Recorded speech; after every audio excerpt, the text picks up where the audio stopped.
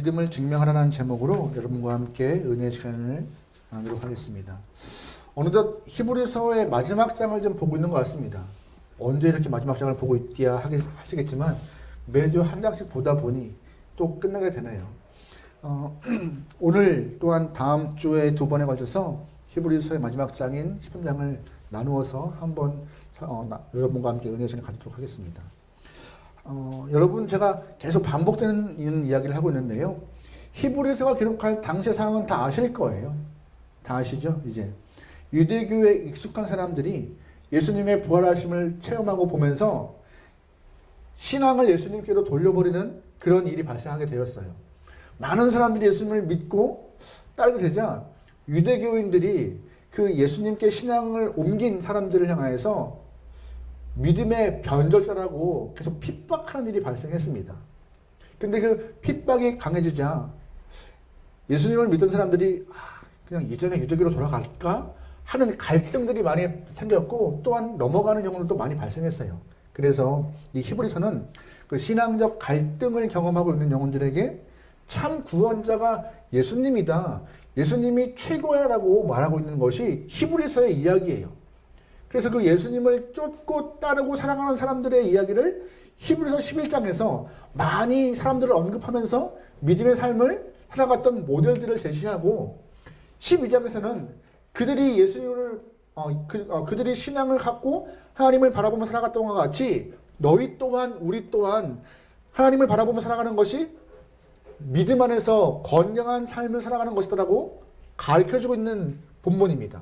근데 오늘은 무슨 얘기냐? 그렇다면 주를 바라보는 삶은, 진짜 살아있는 신앙은 어떤 신앙인가라고 소개하고 있는 짧은 이야기예요. 진짜 믿음은 무엇인가? 여러분, 우리가 믿는다라고 말할 때 입으로 믿어라고 그냥 표현하는 것이 정말 우리의 믿음을 증명할 것인가? 라고 질문한다면 물음표를 하게 돼요. 믿어. 하지만 그 믿음은 입으로 다 표현할 때 다 드러낼 수 없지만, 믿음의 모습은 오늘 본문과 같이 행동으로 드러날 때, 삶으로 드러날 때 진정한 믿음을 평가할 수 있고 바른 믿음임을 바라볼 수 있다고 오늘 본문은 말하고 있는 것입니다. 그 바른 믿음의 평가 기준 세 가지를 오늘 본문은 말하고 있는데, 한 가지씩 좀 알아보려고 합니다. 첫 번째, 우리가 믿음을 증명하기 위해서 온전히 가져야 될 삶은 무엇인가? 바로 사랑하는 삶의 모습인 것입니다. 무슨 삶이요? 사랑하는 삶이요. 성도가 기본적으로 사랑하는 자세는 성도의 기본 성품과 마음이에요. 하나님께서 이스라엘 영혼들을 구원하여서 그들에게 십계명과 율법을 주던 것과 같이 예수님도 예수님을 쫓은 사람들을 향하여서 새로운 새 계명을 주셨습니다. 요한복음 말씀에 그 이야기가 있는데요. 한번 같이 볼까요? 같이 읽겠습니다. 시작. 새 계명을 너희에게 주노니 서로 사랑하라. 내가 너희를 사랑한 것 같이 너희도 서로 사랑하라. 너희가 서로 사랑하면 이로써 너희가 내 제자인 줄 알리라. 아멘. 믿음으로 산다라고 고백할 때 믿음의 고백이 매일 1시간 동안 새벽에 와서 기도한다고 우리가 믿음의 삶을 다 살아가는 것인가? 아니면 매주 주일에 빠지지 않고 교회에 와서 예배를 드리는 것이 믿음으로 살아가는 것인가? 아니면 교회가 하는 모든 행사를 빠짐없이 다 참석하는 것, 성경 공부를 들어오는 것 다 그게 믿음으로 살아가는 것인가? 라고 물어보면은 반반이에요. 무슨 표현이냐? 믿음으로 살기 위한 기초적인 모습이고 필요한 요소이지만 그것이 온전히 다 믿음이라고 말하지 못해요. 왜?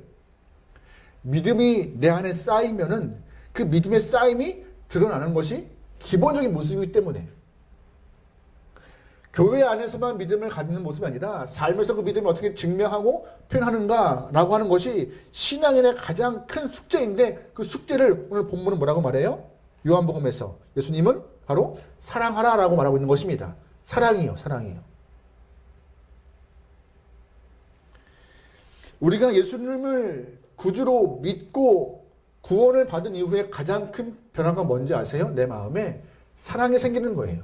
왜냐하면 사랑의 주님께서 내 안에 들어오셨기 때문에, 그 사랑의 주님께서 나를 대신하여 십자가를 지시고 나를 대신하여 십자가에서 죄값을 대신 지시고 돌아가셨기 때문에 그 사랑의 대가를 나는 받고 생명을 얻은 영혼, 어떤 것과도 비교할 수 없을 만큼 큰 사랑을 경험한 영혼이 넘치는 사랑을 자연스럽게 전하게 되는 것입니다.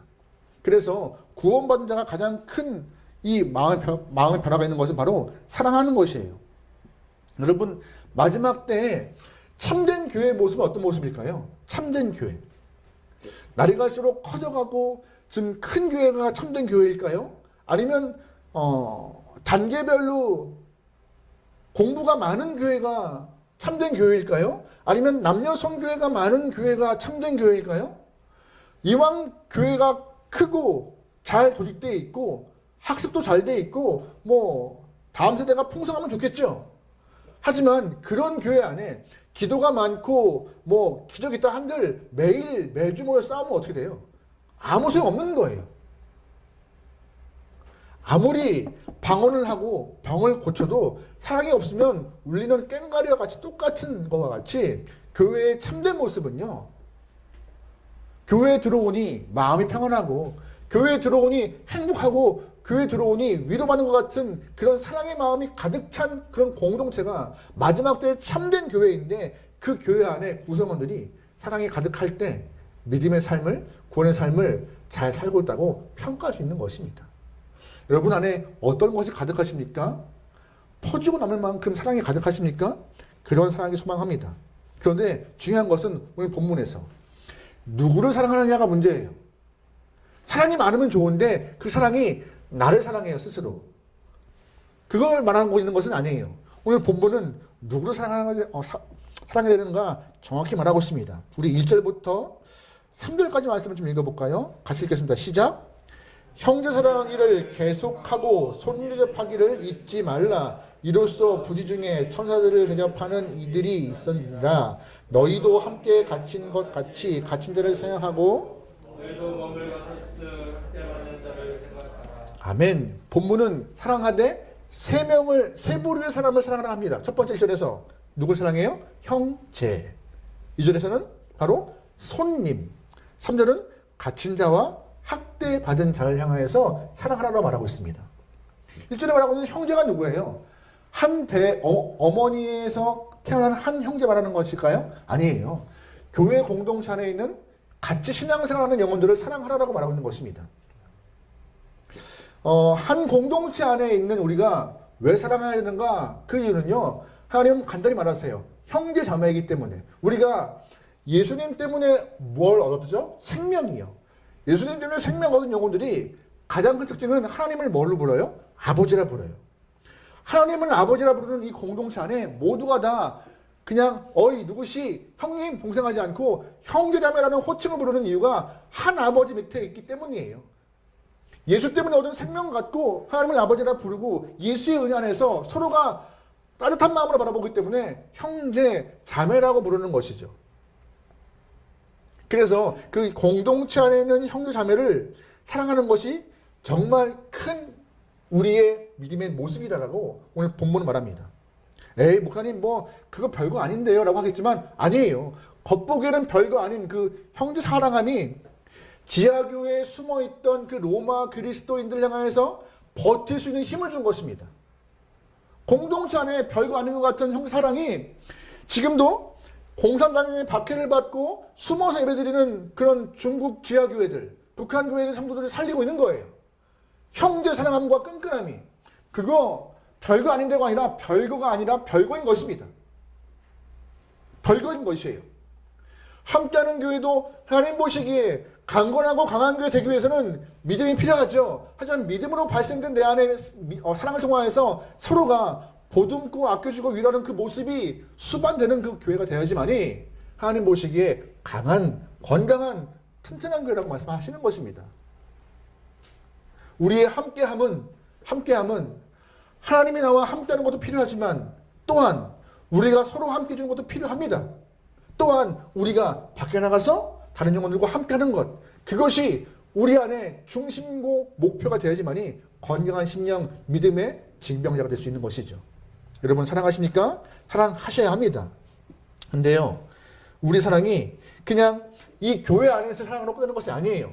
2절 말씀에 형제 사랑이 뭘로 번져요? 손님에게 번져요. 손님에게요. 우리 공동체 안에서 그냥 같이 밥 먹고 같이 예배드리기 때문에 친하게 이게 아니라 밖에 있는 영혼을 향해서 손을 뻗는 사랑의 행위가 필요하고 마음이 필요하다고 말하고 있는 것입니다. 요즘에요. 참 여유가 없는 것 같아요. 여유가 없어요. 이 여유라 하면 그냥 물질의 여유가 아니라 마음의 여유가 없는 것 같아요. 오랜 시간 동안 코로나 때문에 모이면 안 된다 해요. 그러면 자꾸 모이면 숨으려고 하고, 또 이태원 사건 때문에 모여서 큰 일이 있었기 때문에 모이면 안 되나 보다라고 해서 예전같이 모이는 것도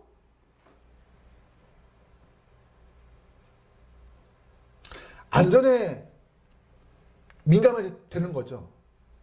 그렇다고 모이기를 피하는 것도 아닌 것 같은데. 그뿐인가요? 요즘에는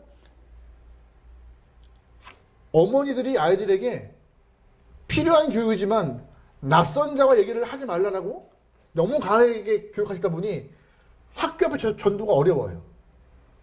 말만 해도 뭐 이렇게 주려고 해도 말도 안 해요. 말도 안 해요. 네. 사람을 두려워하게 되었어요. 사람이 사람을 좋아하고 사람을 아껴하고 사람을 향하여서 보듬어야 되는데 사람을 두려워하고 겁나는 영혼, 그런 상황이 지금 돼버린 것 같아요. 그래서 오늘 이 말씀은 우리에게 더 경각심을 주는 이야기 같습니다. 사랑이 우리 안에 머물지 않고 사랑이 밖으로 뻗어나가는 모습, 그것이 믿음을 증명하는 좋은 모습이라고. 본문에 그래서 낯선 손님을 잘 대접하여서 천사까지 대접했던 그런 영혼의 모습이 잠깐 실려요. 그게 누구냐? 창세기에 등장했던 아브라함이에요. 아브라함은 지나가는 나그네를 잘 선대했던 영혼인데 그날도 어김없이 지나가는 나그네를 잘 선대했습니다. 근데 그가 천사인지 몰랐지만 평소에 성품과 같이 습관과 같이 지나가는 나그네 선대하고 좀 쉬게 하라고 허락했는데 알고 보니 그가 하나님이 보낸 천사였습니다. 그래서 중동에 이런 속담이 있대요. 중동에는 손님이 오지 않는 집에는 천사도 오지 않는다. 요즘에 코로나 때문에 집을 다 문 닫고 있죠. 오는 것도 막고 가는 것은 더 좋아하고, 그죠? 근데 언제부터 우리가 이런지 모르겠어요. 참 조심스러운 문제긴 하지만 그럼에도 여러분 뭐 집을 오픈하는 말은 아니지만 여러분의 마음의 빗장에 좀 풀려서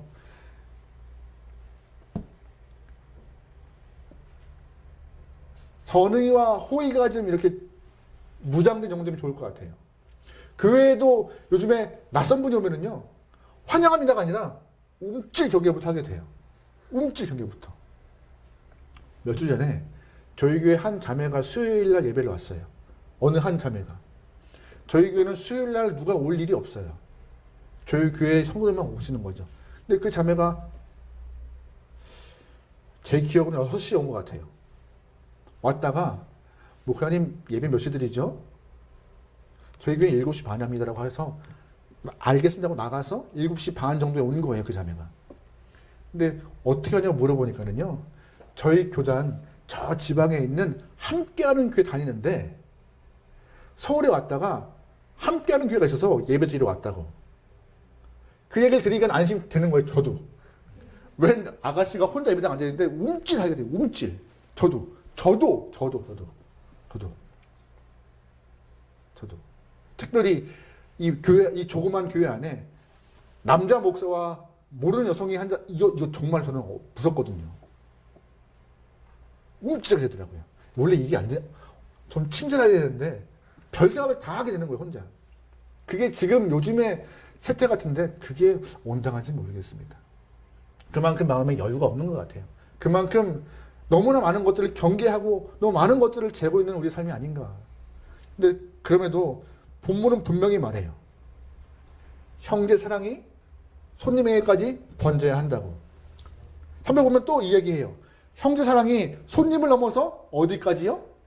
갇힌 자, 학대받은 자, 즉 사회의 약자까지 그 사랑이 선포되어야 한다라고, 그것이 바로 믿음 있는 자의 모습이라고 말하고 있는 것입니다. 그래서 여러분, 경건한 유대인들은요, 추수할 때 밭에 있는 곡식을 다 베지 않았습니다. 모르지만 가정 가운데 힘든 영혼들을 위하여서 밭의 일부분은 귀퉁이를 남겨서 그들이 추수하여서 먹을 수 있게 허락했어요. 그뿐이 아니에요. 이삭이 떨어졌으면 다 죽어가지 않아요. 그냥 남겨뒀어요. 가난한 과부들이, 고아들이 주셔서 먹을 수 있게. 우리가 잘 알고 있는 마가복음에 보면은 오병이의 기적 있잖아요. 그 오병이의 기적의 그 도시락 했던 물고기 2마리. 큰 고기 아니에요. 그 2마리 고기는 옵사리온이라고 해서 낚시꾼들이 낚시하고 가져가지 않은 작은 물고기예요. 그냥 낚시터에 내버린 물고기. 누군가가 먹으라고 놔둔 물고기예요. 그렇게 유대인들은 쉽지 않은 삶을 살고 있는 이웃들, 힘든 영혼들, 사회 약자를 향하여서 손을 뻗는 모습으로 하나님의 사랑을 선포했던 영혼들입니다. 그 모습이, 사랑의 모습이 있을 때, 아, 그렇지, 사랑 크게 받은 자 넘치는 사랑 나누고 있구나라고 증거되고 있다고. 여러분과 저희 모습도 이러한 모습이 소망합니다. 그래서 올해 12월 25일 저희가 조금 설교 준비하면서 새로운 모습을 좀 가졌으면 어떨까 하는 마음이 좀 가져요. 저희 교회가 매년 25일 날 성탄절에 트리를 만들어 놓고 트리 밑에 선물을 쭉 깔아놨어요. 얼마 이상의 선물을 갖고 서로 이렇게 물물교환하는 것 같이, 선물 주는 것 같이. 근데 올해 좀 바꿔보려고 해요. 우리끼리 갖지 않고 흘려보내려고요. 왜냐하면 어제 저희 찬양팀이 연습을 딱 마치고 밖에 나가서 식사를 하려고 하는 찰나에 전화가 왔어요. 한 통이. 제가 예전에 사역하던 교회에서 연락이 온 거예요. 베델교회에서. 목사님, 저 누구누구입니다. 새로운 사역자인데 목사님 가정의 주소와 교회 상황을 알아보려고 연락했습니다. 왜냐하면 그 교회가 매년마다 개척교회에 난방비를 지원해요. 많은 교회를 지원해요. 감사하죠? 작은 교회를 도울 수 있는. 근데 그 전화를 받고 나서 보니 우리 또한 매년마다 연말에 흘려보내는 일이 있습니다. 그 일을 한번 같이 해볼까 해서 올해는 여러분이 25일 날 우리끼리 나누는 선물이 아니라 여러분이 선물을 좀 가져와 보세요. 가져오시면 우리 그 선물들을 모아서 우리가 이 주보 뒤에 있는 2 가정을 좀 섬기려고 합니다. 한 가정은 어느 한 전도사님의 가정이고 어느 또 한 가정은 저희가 내년부터 섬길 선교사님 가정이에요. 각 가정을 좀 도우려 합니다. 지금 여기 있는 해외 선교사 필리핀에서 사역하신 선교사님이 아니라 내년부터 새로운 선교사님을 섬기려 하는데 그분의 가정을 도우려 해요. 2 가정이요. 2 가정이요. 뭐 물질이라는 표현이 아니라 뭐 물건도 좋아요. 뭐 막말로 뭐 그들이 먹을 간식도 좋아요. 우리가 생각하기에 그 가정에 필요한 것들을 그 아이들이 필요한 것들 제가 다음 주에 조금 더 자세히 설명드릴게요. 그 가정에 아이들이 몇 명이고 나이가 몇 살이고 또 그 가정이 상황이 어떠한지 대해서. 그래서 필요한 것들을 좀 나누고 섬겨서 우리의 마음이 좀 밖으로 흘러갈 수 있는 좋은 기회면 좋을 것 같아요. 예수의 사랑이 우리 안에서 우리끼리 행복한 성탄을 넘어서 그들에게도 궁핍함보다는 조금 부족함이 덜한 성탄이기 소망합니다. 덜한. 우리가 많지는 않지만 우리도 나눌 만큼은 되는 것 같아요. 죄송한 표현이지만 과부맘 호래비가 간다고 하잖아요. 작은 교회가 그 작은 가정들과 작은 선교사님의 마음을 더 잘하는 것 같아요. 그냥 막연히 힘듦이 아니라 어느 정도의 우리도 짐작할 수 있는 그런 마음들.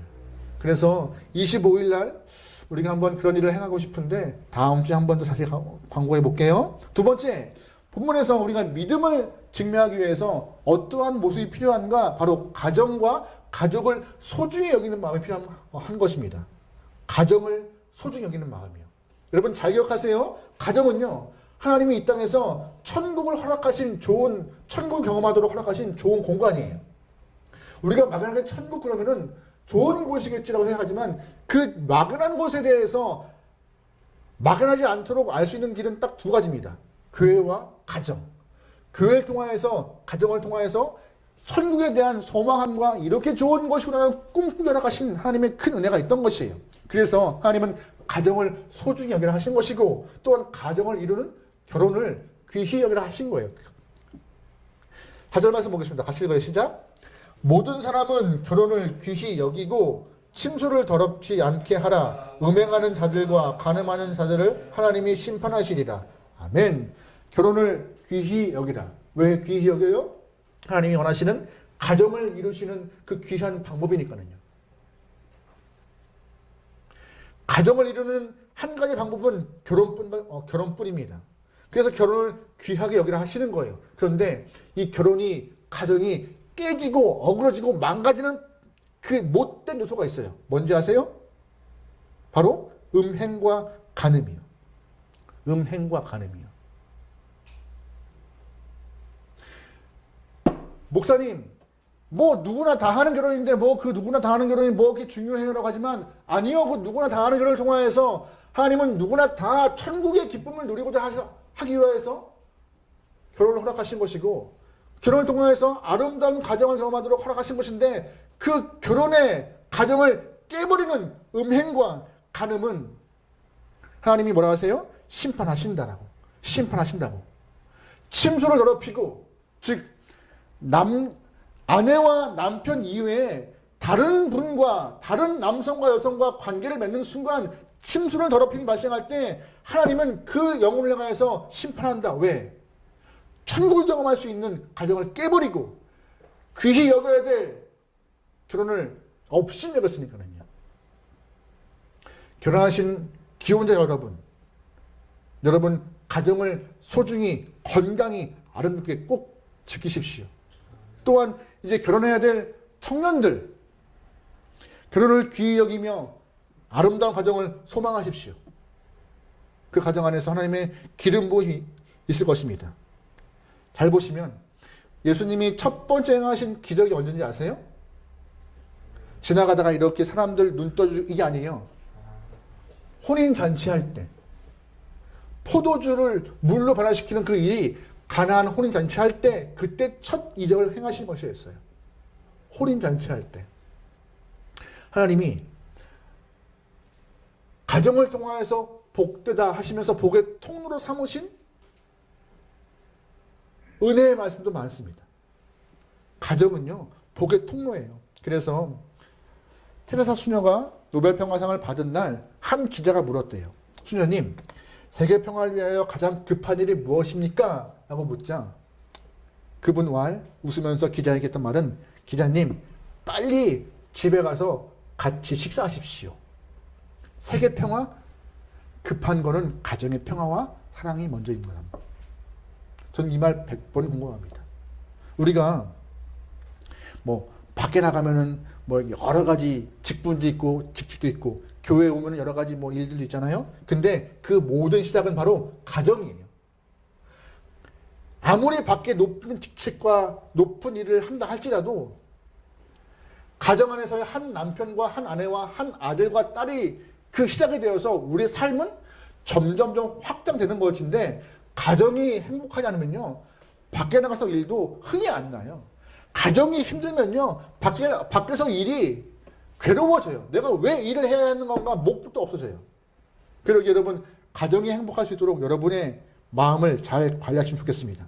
한 남자가 하나님께 기도했어요. 하나님, 내가 저 이쁜 여성과 결혼하고 싶습니다. 꼭 결혼하게 해주세요. 절대로 바람피지 않겠습니다라고 기도했대요. 하나님은 그의 기도를 들으시고 그 기도했던 아름다운 여성과 결혼할 수 있도록 허락하셨죠.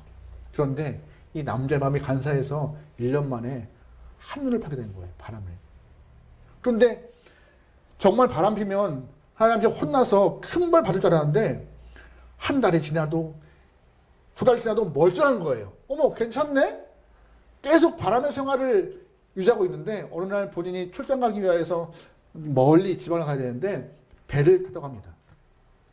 배를 타서 쭉 가는 동안 갑자기 파도가 세게 치고 바람이 심하게 불어서 풍랑이 있는데 겁이 덜컥 나더래요. 혹시 내가 저 예전에 헌신했던 기도, 바람 피면 벌 받겠다는 그 기도가 지금 이루어지는 것이 아닌가 걱정스러웠대요.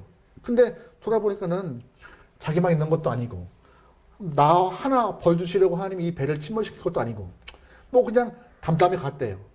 그런데 그 찰나에 하나님이 그 영혼에게 응답 주시는데, 답을 주시는데, 너 같은 놈 1000명 모으는데 1년 걸렸다. 무슨 그냥 예화지만 너 같은 놈 1000명 모으는데 1년 걸렸다. 그 배 안에 다 그랬다는 거예요. 다. 무섭죠? 웃을 수 있는 이야기지만 요즘에 TV나 영상 매체나 조금만 틀면요, 별의별 이야기들이 많이 나오잖아요. 동창회, 동호회, 취미생활 절대 하지 말라고 그것도. 그죠?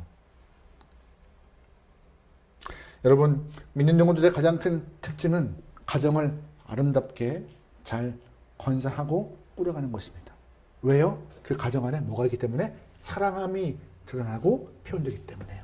세 번째, 믿음을 증명하는 방법은 무엇인가? 바로 하나님을 의지하는 것입니다. 누구를 의지해요? 하나님이요. 본문 5절과 6절 다 같이 읽어볼게요. 시작.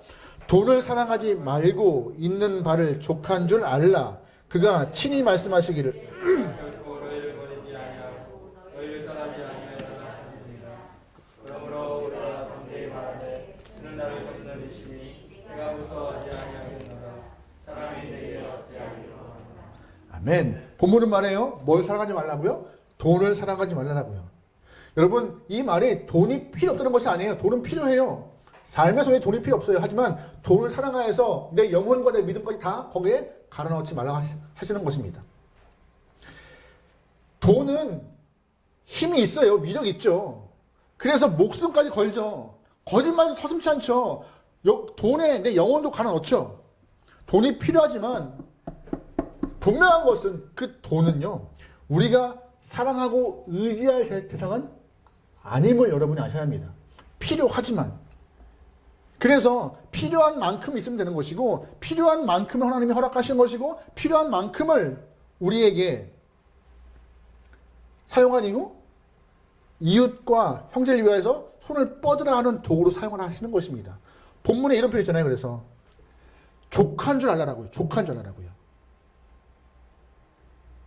여러분, 이 땅에는 모든 영혼들이, 모든 인간이 다 갖고 있는 공통점이 있습니다. 뭔지 아세요? 죽을 때 동전 하나 못 가져가요. 잘 가라고 그 관 안에 동전을 넣고 아무리 돈을 싸집어주고 보내도 하나 못 가져가요. 죽을 때 아무리 오동나무 관이 제일 좋아요? 관을 비싸게 한들, 상금에는 사람들을 아무리 뻑떡지게 한들 뭐 하겠어요? 끝인데. 아무 소용 없는 거예요. 그래서 성경은 말해요. 너의 식탁에 먹을 거 있으면, 네 삶에 입을 옷이 있으면, 발에 신을 신발 있으면 그것만 족하지. 제가 간혹 드리는 말씀이잖아요. 여러분, 우리가 가정에 옷이 없나요? 신발 없나요? 솔직히 말하면 옷과 신발이 없는 것이 아니에요. 질린 것이죠. 질린 것이죠. 저도 몰랐는데요. 제 신발장 열면요, 신발이 많더라고요. 제가 언제 저희 안쓰람을 놀렸는데 놀릴 처지가 안 돼요. 저도 많아요. 안 쓰는 게 많더라고요. 옷도 많더라고요. 작년 거고 유행 지났고, 또한 우리가 다 똑같은 마음이죠. 살 빼면 꼭 입을 거야 해서 남겨놓은 아주 이쁜 옷들은 안 버리고 쟁여놔요. 또 양복 중에 한 벌이 그 벌이 있어요. 쟁여놓은 양복. 안 버리게 돼요, 그거는. 그런 것들이 많잖아요. 가정에 이사 한번 가면요, 짐이 얼마나 많은지 알잖아요, 우리가. 없는 게 아니에요. 있어요. 내 안에 뭐가 없는 거예요? 족할 줄 모르는 마음인 거죠. 그러니까 성경은 말해요. 우리에게 자족하라고요. 만족하라고요. 주신 것, 지금 있는 거에 대해서 감사함을 받고 있으라고요. 그래서 여러분 잘 보세요. 배가 가라앉는 이유가 뭐예요? 배가 물 위에 있기 때문에 가라앉나요? 아니에요. 배가 가라앉는 이유는 물 위에 있기 때문에 가라앉는 것이 아니라 물이 배 안으로 들어와서 가라앉는 것입니다. 마찬가지예요. 성도가 세상에 있는 것은 위험한가요? 아니에요. 세상이 성도의 마음 안에 들어와서 위험한 거예요. 잘 기억하셔야 돼요. 세상은 우리에게 선한 것을 주지 못하지만 내 안에 누가 있으면, 예수가 있으면 지켜낼 수 있다라고. 세상이 위험한 거 아니라 세상이 내 안에 들어오는 것이 위험하다고 우리는 잘 기억해야 돼요. 그래서 오늘 본문은 말합니다. 5절 말씀에 친히 예수님이 말씀하시기를 친히 내가 결코 너를 버리지 않고 떠나지 않겠다라고. 친히 누가? 예수님이 직접 말씀하시기를.